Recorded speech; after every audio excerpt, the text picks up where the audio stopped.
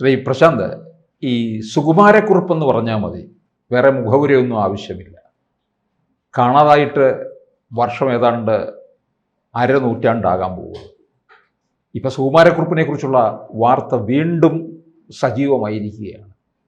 കൊൽക്കത്തയിൽ എവിടെയോ കണ്ടു എന്നാണ് ഒരു മലയാളി നേഴ്സ് പറയുന്നത്.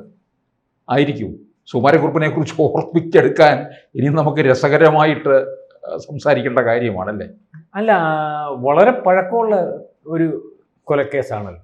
ഇപ്പം സാറേ, ഇത് സുകുമാരക്കുറുപ്പ് പ്രശസ്തമായ ഒരു കൊലക്കേസാവുന്നെങ്കിലും 10,000-കണക്കിന് കേസ് ഇതുപോലെ നിപ്പുണ്ട്.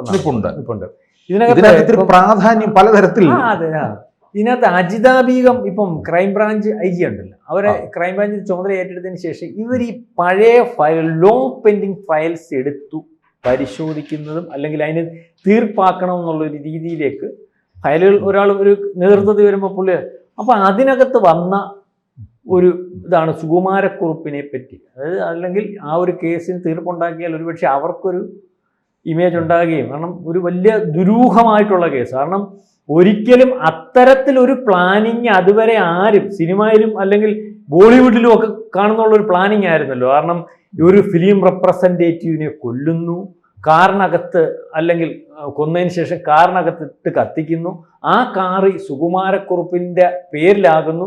ഇതിനുള്ള കാരണം തിരക്കിയപ്പോഴാണ് ഇൻഷുറൻസ് തട്ടുന്നതിന് വേണ്ടി. അപ്പോൾ വലിയ ബുദ്ധിപരമായിട്ട് നീങ്ങിയ ഒരു നീക്കം. ഇന്നത്തെ അന്നെന്തോ 8 ലക്ഷം രൂപയ്ക്കാണ്. അതെ, 8 ലക്ഷം 84-ലാണല്ലോ. കാരണം 1984 ജൂൺ 24. 8 ലക്ഷം രൂപ ഇപ്പോഴത്തെ ഒരു പക്ഷേ 80 ലക്ഷം അല്ലെങ്കിൽ 2 കോടി രൂപയ്ക്കകത്തൊക്കെ വരും. അപ്പം അതേ രീതിയിലുള്ള പ്ലാനിങ് മനസ്സിലാവുന്നുണ്ട്. അപ്പം പ്ലാനിങ് ഇതിനകത്ത് അന്ന് ആ കേസ് അന്ന് തന്നെ പോലീസ് അന്വേഷിച്ചു, അല്ലെങ്കിൽ ഇതിന്റെ പുറകിൽ നിന്നു ഈ ചാക്കോയാണെന്ന് കൊന്നെന്ന് മനസ്സിലാവുന്നു. ഇതിന്റെ പ്ലാനിങ് മൊത്തം പോലീസിന് മനസ്സിലാവുകയും അതിനകത്ത് ആ കേസ് വിചാരണയിൽ വരികയും അതിനകത്ത് ഭാസ്കരൻ പിള്ള, പൊന്നപ്പൻ എന്നിവരെ 2 പേരെ ജീവനെ സൃഷ്ടിച്ചു. ഇയാളുടെ കൂടെ ഉണ്ടായിരുന്ന 2 പേരെ, പിന്നെ അതിനകത്ത് 2 പേരെ വെറുതെ സരസമ്മ തങ്കമ്മ ഇവരെ വെറുതെ വിടുകയും ചെയ്തു. പക്ഷേ ഈ സുകുമാരക്കുറുപ്പ് അന്ന് തൊട്ടേ മുങ്ങിയിരിക്കുക. സുകുമാരക്കുറുപ്പിനെ അതിനുശേഷം ഈ പോലീസിന് ഒരിക്കലും ഒരു തുമ്പ് പോലും കിട്ടിയിട്ടില്ല. അല്ല, 22 പേരെയോളം പിടിച്ചതാണ് സാദൃശ്യത്തിന്റെ പേരിൽ. കുറച്ച് വർഷങ്ങൾക്ക് മുമ്പ് ഒരാളെ പിടിച്ചത്, അവനെയൊക്കെ ശരിക്കും ചോദ്യം ചെയ്ത് അവസാനം അതിന്റെ ആളും അല്ലെങ്കിൽ ബോധ്യപ്പെട്ട പോലീസ് എത്രയോ പേരെ നാട്ടുകാർ, 4-5 പേരെ നാട്ടുകാർ മൃഗീയമായിട്ട് കൈകാര്യം ചെയ്തതാണ്. അന്നൊരു താടി വെച്ച ചിത്രമായിരുന്നു. താടി വെച്ച ചിത്രം ഇപ്പോഴും കാണുന്നേ, താടി വെച്ച ചിത്രം തന്നെയാണ് ഇപ്പോഴും കാണുന്നത്. അപ്പം ഇത് ഇപ്പം വരാൻ കാര്യം എന്ന് പറഞ്ഞാൽ ഇതിന് സമാനമായിട്ടുള്ള ഒരു കേസ് കഴിഞ്ഞ ദിവസം 2 ദിവസം മുമ്പ് സാർ കണ്ടായിരുന്നു. കൊല്ലം എഴുകോണിൽ ഒരു മോഹനം പിള്ള 65 വയസ്സ്, അതായത് 1987 ജൂൺ 11 നടന്ന ഒരു കൊലപാതകമാണ്. ഈ കൊലപാതകം എന്ന് പറഞ്ഞാൽ ഈ കൊലപാതകം നടത്തിയിട്ട് ഇപ്പം 40 വർഷം കഴിയുക. ഈ പറഞ്ഞ കക്ഷി സഹോദരി ഭർത്താവ് ചന്ദ്രശേഖരൻ പിള്ളയെ കൊന്നു. എന്നിട്ട് അന്ന് അവനോടൊന്ന് മുങ്ങി. ഇവൻ മുങ്ങിയിട്ട് വേളാങ്കണ്ണി പോയിട്ട് ഇവൻ തിരിച്ച് കോട്ടയത്ത് വന്ന് ഇത്രയും കാലം കോട്ടയത്തൊരു ഷാപ്പിൽ ജോലി ചെയ്യായിരുന്നു. ഷാപ്പിൽ ജോലി ചെയ്തു, അവിടെ നിന്ന് കല്യാണം കഴിച്ചു, 2 മക്കളുണ്ട്. ഒരുത്തന് 37 വയസ്സ്, ഒരുത്തന് 35 വയസ്സ്. അപ്പം ഈ ഇടയ്ക്ക് ഇതാരും ഒറ്റ കൊടുത്തതല്ല, ഇവൻ തന്നെ ഷാപ്പിലൊരു വിഷയം ഉണ്ടായപ്പോൾ ഇവൻ കള്ളിൻ്റെ പുറത്ത് അടി ഉണ്ടാക്കിയിട്ട് പറഞ്ഞു, എൻ്റെ ചരിത്രമൊന്നും നിനക്കൊന്നും അറിയത്തില്ല, ഞാൻ ആരാന്നറിയാം, നിന്നെക്കാട്ടിയൊക്കെ ഈ 10-65 വയസ്സൊക്കെ എനിക്കുണ്ട്, അല്ലെങ്കിൽ നേരത്തെ ഇതുപോലെ കൈകാര്യം ചെയ്തതാണെന്ന് പറഞ്ഞു. അപ്പം ഇത് കേട്ടപ്പോൾ ഷാപ്പിലെ ആൾക്കാർ വിളിച്ചിട്ട് പൂയപ്പള്ളി പോലീസിനെടുത്ത് പറഞ്ഞു. പോലീസ് വന്ന് പൊക്കി പറഞ്ഞ ശരിയാ, പുറകോട്ട് പരിശോധിച്ചു, ചന്ദ്രശേഖരൻ പിള്ള എന്ന് പറയുന്ന ആളിനെ കൊന്ന് ഇവൻ ഇത്രയും നാൾ ഒളിവിൽ കഴിയുകയായിരുന്നു. അപ്പം സുകുമാരക്കുറുപ്പിനെക്കാട്ടി ഞാൻ നോക്കിയിട്ട് വിതക്കില്ലയോ, ഇവനെ കേരളത്തിൽ നിന്നിട്ട് കോട്ടയത്തൊരു ഷാപ്പില് കൊല്ലക്കാരൻ നിന്ന് ഇത്രയും നാള് ആരും അറിയാതെ കല്യാണം കഴിച്ച് സുഖമായിട്ട് ജീവിക്കണമെങ്കിൽ, മാത്രവുമല്ല അവന്റെ വായിൽ നിന്ന് മാത്രം വന്ന ഒരു തെളിവിന്റെ അടിസ്ഥാനത്തിൽ അവനെ പിടികൂടണമെങ്കിൽ അവനെക്കാട്ടി ഒരു വിദഗ്ധനാണ്. ഈ പണ്ട് എത്രയോ കൊല്ലം കഴിഞ്ഞാൽ ആ കേസിലെ പ്രതിയെ കിട്ടിയില്ലെങ്കിൽ അങ്ങനെ ഉണ്ടെന്നോ? ഒരു കാലത്ത് അങ്ങനെ ഉണ്ടായിരുന്നു. ചില ഒരു നിയമവശമായിരിക്കാം, നമുക്ക് വളരെ നിയമജ്ഞരുമായിട്ട് സംസാരിക്കേണ്ട കാര്യമാണത്. അല്ല, ഇതേ ഈ പ്രമാദമായിട്ടുള്ളൊരു കേസ് കാണാതെ വന്നാൽ എനിക്ക് തോന്നുന്നു കൊലപാതകവും മറ്റു കാര്യങ്ങളും ഒന്നും ആയിരിക്കത്തില്ല. ഇപ്പൊ എന്നെ കാണാതെ വന്നാൽ ഇത്ര കൊല്ലം കഴിയുമ്പോൾ അത് മരിച്ചതായിട്ട് സ്വാഭാവികമായിട്ടുള്ള അലിഗേഷൻ ഇല്ലെങ്കിൽ പ്രഖ്യാപിക്കാം. എനിക്ക് അതിനെപ്പറ്റി വ്യക്തതയില്ല. പക്ഷെ ഇത് ഒരു കേസ് നമ്പർ ഉണ്ട്, PS ക്രൈം നമ്പർ 22/84. അപ്പൊ ഇതൊരു ക്രൈം അല്ലേ?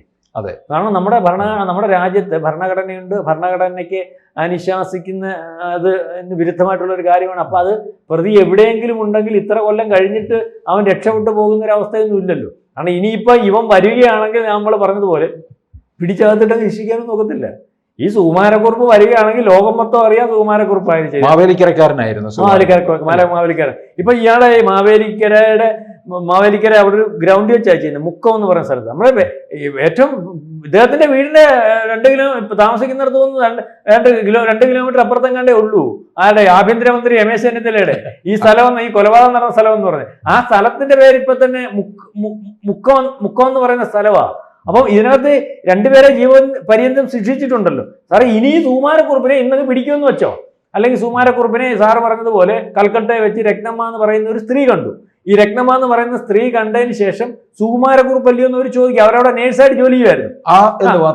അല്ല, അന്നേരം പറഞ്ഞു ആന്ന്. അപ്പൊ ഇവർ അകത്തോട്ട് കയറിയിട്ട് തിരിച്ചു വന്നപ്പോഴത്തേക്കും മുങ്ങി. അപ്പൊ അത് സുകുമാരക്കുറുപ്പ് തന്നെ. പിന്നെ അതിനകത്ത് നമുക്ക് കൂട്ടി വായിക്കാവുന്ന കാര്യമുണ്ട്. ഒരുപക്ഷെ സുകുമാരക്കുറുപ്പ് ഒക്കെ ഇങ്ങനെ രക്ഷപ്പെട്ടവരൊക്കെ ഹിമാലയത്തിൽ പോയി തങ്ങാറുണ്ട്.